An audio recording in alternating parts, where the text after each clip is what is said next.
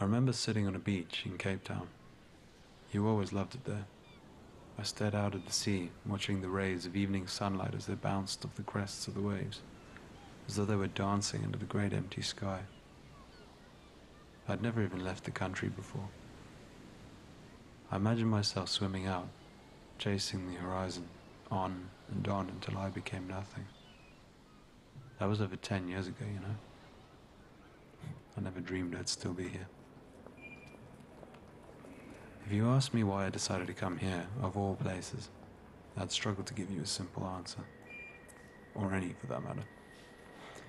I might say that I wanted to see the big, wide world, or that I was looking for a change of pace, looking for a better life. I might even jump on the bandwagon and say that I came because it's so unsafe to be back at home right now. I don't know which of these are true. I used to imagine that I came here for you, but I'm still here.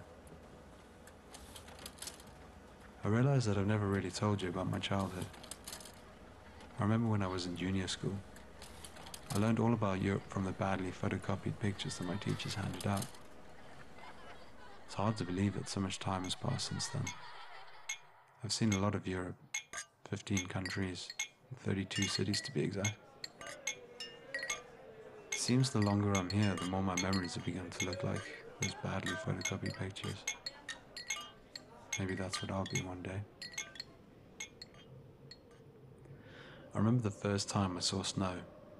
It wasn't even heavy enough to cover the pavements, but I ran outside and I tried to gather enough in my hands to make a snowball before it melted. You laughed at me and told me that winter in London was nothing compared to where you come from.